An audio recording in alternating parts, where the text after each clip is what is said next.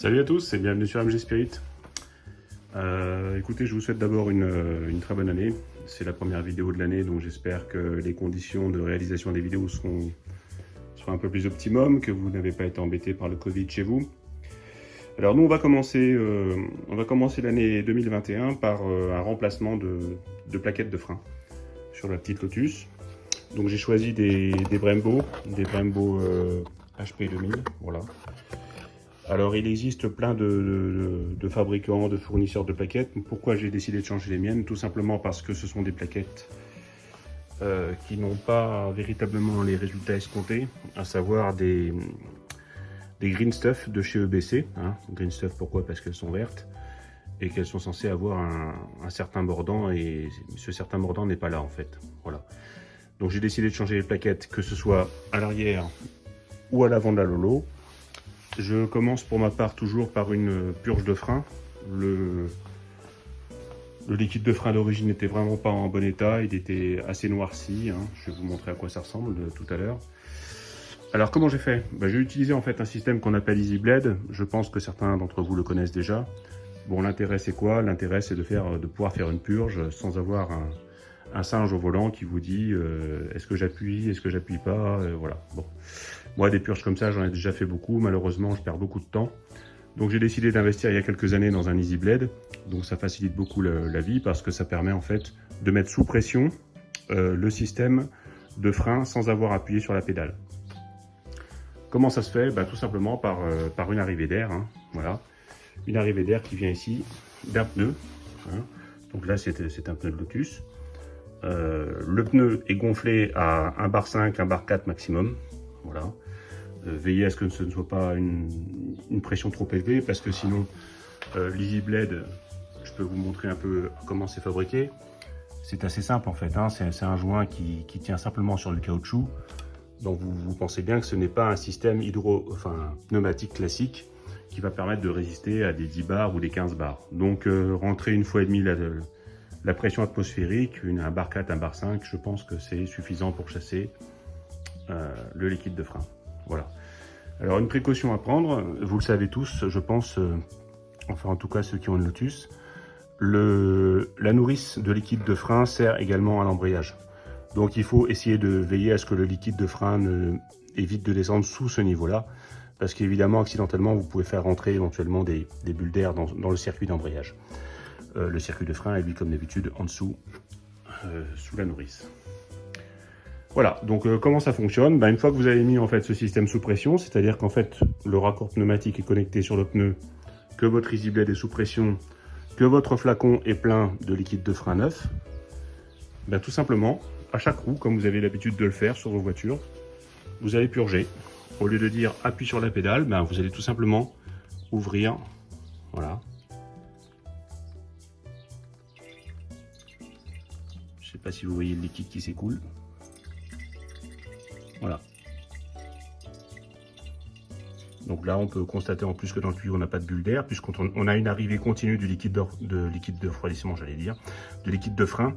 Donc forcément, comme le liquide occupe tout l'espace, il n'y a pas d'espace pour l'air dans le système. Et vous refermez ici. Voilà. Et ainsi de suite. Bon, pour ma part, j'ai déjà retiré pas mal de liquide du circuit. Je pense que j'ai vidé à peu près le bidon, la nourrice.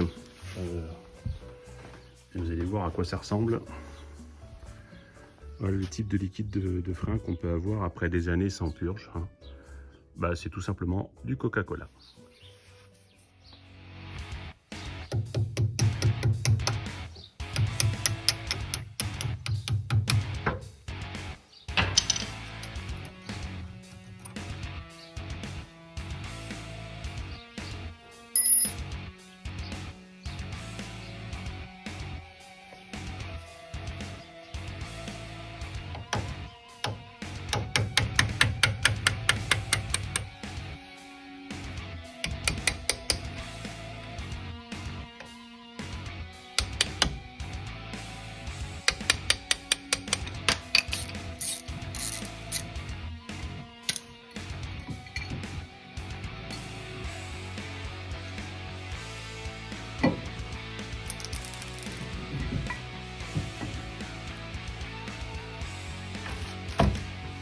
Alors j'étais parti pour faire un simple remplacement de plaquettes et évidemment toutes les choses ne se sont pas passées comme je le voulais.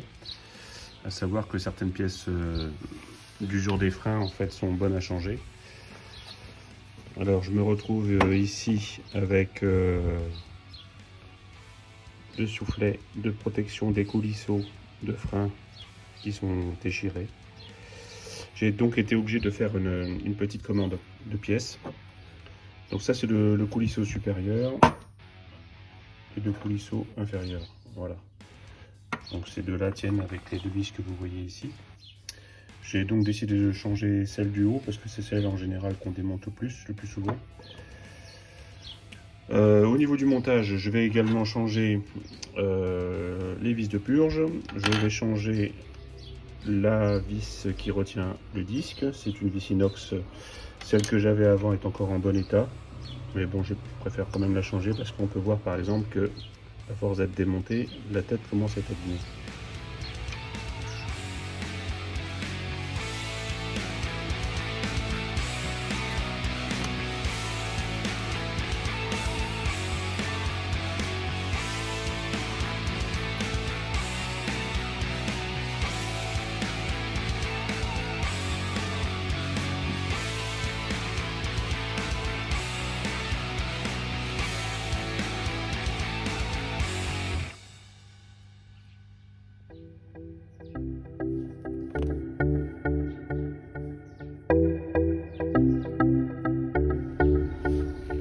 Alors on s'assure que les coulisseaux voilà, bougent bien. Ici c'est pareil, on voit bien que on a mis suffisamment de graisse. Donc je vais procéder au remontage.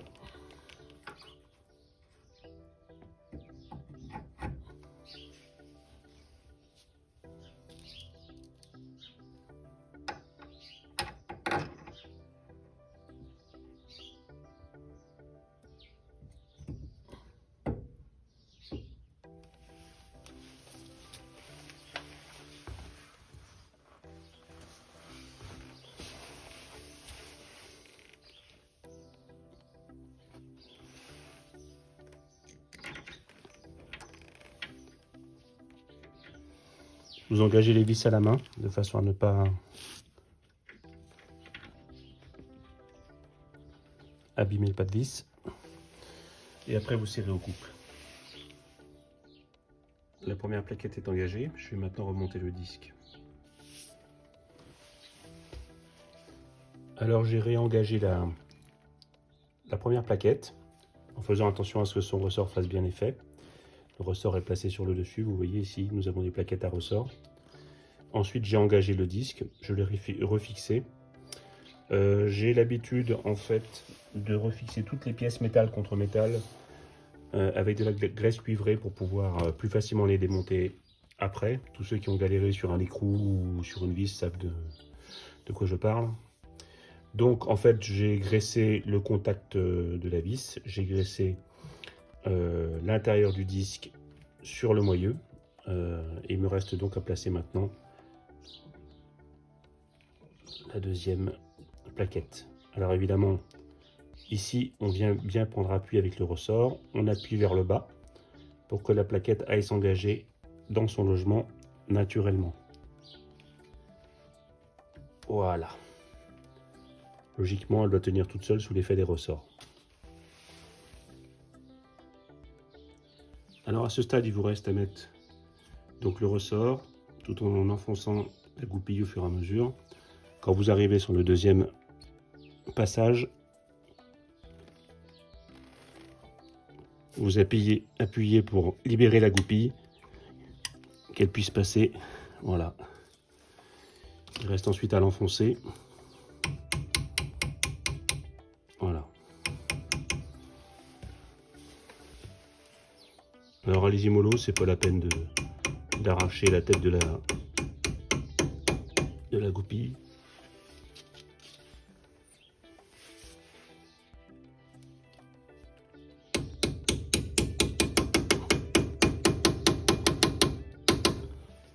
Voilà. Bon, bah écoutez, je crois que pour l'étrier arrière, on a terminé. Il suffira simplement de recommencer l'opération de l'autre côté. À ce stade, je peux vous donner quelques conseils, notamment au niveau peut-être du liquide de freinage. Alors, dans un premier temps, j'ai fait une première vidange, en fait, une première purge du circuit, parce que vous avez vu tout à l'heure qu'il était vraiment très, très sale. Donc je pense que ça n'avait pas dû être fait depuis très longtemps.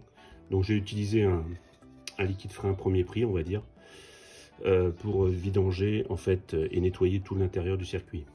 Je l'ai fait avec du liquide qui vaut à peu près 8 € le litre. Bon, c'est pas terrible.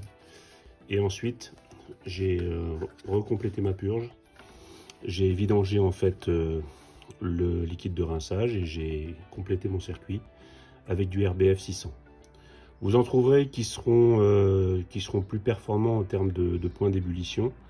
Bon, moi je n'ai pas un usage piste très, très soutenu, donc je ne vois pas l'intérêt pour moi d'avoir un liquide de frein style RBF 660 ou RBF 700. Ça c'est du DOT4 qui est déjà amélioré, donc il vous donnera la plupart du temps de bonnes performances pour un usage classique de la voiture. Si vous êtes un pistard, si vous êtes un pilote, ça sera certainement différent. Moi, compte tenu de mon usage, ça sera déjà bien au-dessus de mes besoins. Alors vous l'avez compris, maintenant on est à l'avant. Donc on a un système de freinage qui est complètement différent, puisque d'une part on n'a pas de système de rattrapage automatique au niveau du frein à main, puisqu'il n'y en a pas. Et on a également un étrier double piston. Donc en fait, en général, sur ce genre d'étrier, c'est quand même assez facile de changer les plaquettes, puisqu'on n'a pas normalement besoin de le démonter pour les changer.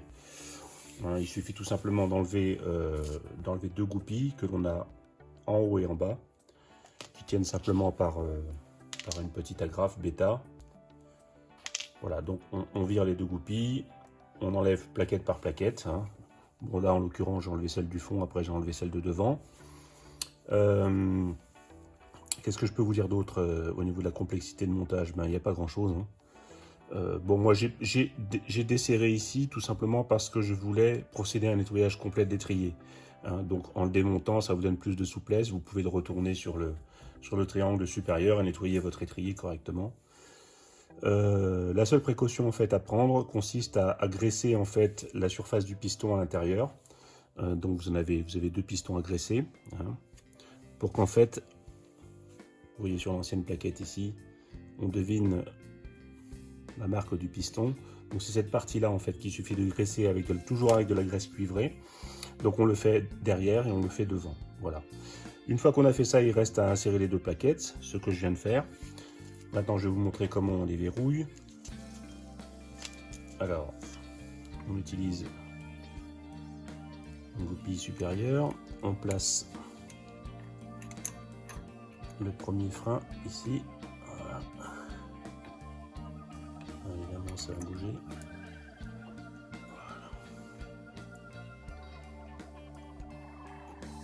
Voilà, on insère simplement.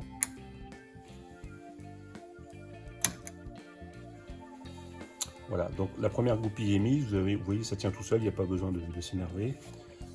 La deuxième, donc vous remarquerez que je les ai changées, hein, elles ont un peu changé de forme. Là j'avais des goupilles pleines, une goupille légèrement ajourée dans le kit qui m'a été livré par Elise Shop. Donc ensuite vous appuyez ici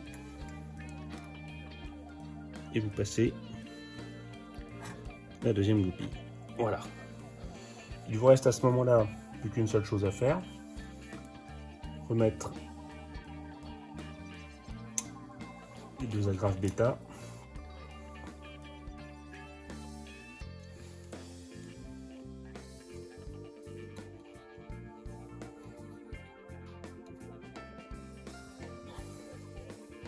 Voilà. Elles sont insérées, les goupilles ne bougent plus. La plaque, le ressort anti-vibratoire est bien plaqué, donc a priori, c'est terminé. Il me reste maintenant à resserrer ça.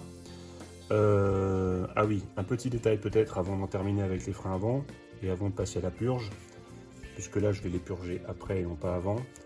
La partie donc du piston a été graissée ici et ici, mais j'ai également rajouté un petit peu de graisse cuivrée sur les portées, ce qu'on appelle les portées, c'est-à-dire l'emplacement où la plaquette va venir glisser à l'intérieur lorsque vous l'insérez. Voilà, donc j'ai mis de la graisse cuivrée ici, ici, ici et ici, en plus des surfaces de piston. Alors un détail, sur les plaquettes avant, vous vous rendrez compte qu'en plus de l'ergot que j'ai cassé ici, vous avez également un petit plot ici qui a tendance à dépasser de la surface totale. Donc je l'ai raboté complètement pour pouvoir le glisser sans problème dans l'étrier de frein.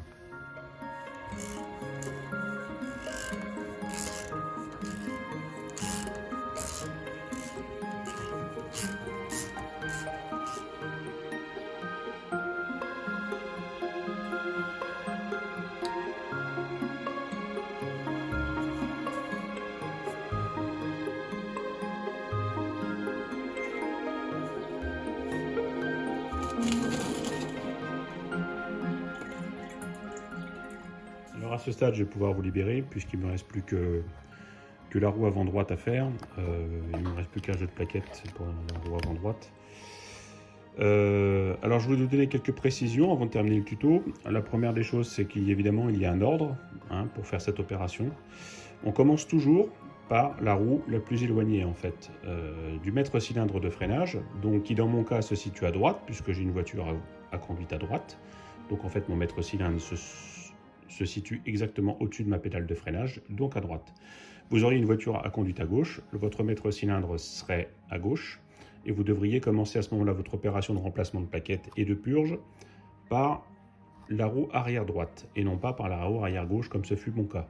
Voilà, ça c'est la première des précautions à prendre. La deuxième, c'est d'essayer de s'équiper avec des outils. Bon, moi pour ma part je les avais déjà. Donc là c'est un repoussoir à piston qui vous sera utile sur les pistons arrière. Je crois que dans le tuto je vous ai parlé d'une pince. Bon, en l'occurrence j'ai utilisé la pince, mais je vous montre quand même l'outil qui peut être utile si avec la pince vous n'y arrivez pas. Moi j'ai un peu l'habitude de ma pince à bec, donc je l'utilise régulièrement pour toutes les voitures. Et là comme le piston a accepté de reculer facilement, je n'ai pas eu besoin de sortir ce truc là. Qui sert essentiellement pour les véhicules où le piston est un peu grippé, où là ça peut être utile de l'avoir. Pour le piston avant, bah, j'ai tout simplement ramené écarté les deux pistons avec ça, tout simplement. Donc vous appuyez on a deux pistons en avant, donc en fait vous appuyez pour chaque piston et vous faites reculer le piston pour chaque côté de l'étrier. Une dernière précaution par rapport au Lotus, les plaquettes avant sont livrées avec une espèce d'ergot en fait, qui doit supporter je pense un fil de témoin d'usure. J'en ai pas ici, sur le Lotus il n'y en a pas, d'ailleurs sur le Lotus il n'y a rien. Donc en fait cet ergot, vous l'enlevez tout simplement, moi je l'ai cassé, j'ai vérifié qu'il n'était plus affleurant ici et j'ai inséré ma plaquette sans souci. Voilà, donc ça c'est une petite précaution à prendre si vous prenez ce type de plaquette, c'est-à-dire les Brembo HP 2000. Je ne sais pas, d'ailleurs je crois que j'ai un doute, mais je crois que sur les autres marques, Carbone Lorraine, etc., ce truc-là n'existe pas. Donc, mais là vous vérifierez en fonction des plaquettes que vous aurez choisies. Voilà, j'espère que ce petit tuto vous servira. Une dernière remarque avant de vous quitter, ce tuto a concerné le freinage. N'oubliez jamais que le freinage c'est quand même un élément de sécurité, donc si vous n'êtes pas sûr de ce que vous faites, faites-vous aider par quelqu'un qui sait. Moi, des plaquettes, j'en ai changé des dizaines et des dizaines de paires dans ma vie, donc c'est très facile de changer quand on sait faire. Quand on ne sait pas faire, notamment au niveau de la purge, c'est mieux de se faire aider par quelqu'un qui sait. Voilà, c'était mon dernier conseil. Bon, écoutez, à bientôt sur la route, j'espère, et puis j'espère que ce petit tuto vous servira ou vous inspirera pour faire une purge ou un remplacement de garniture sur une Lotus S2 Rover de 2002. À bientôt, au revoir.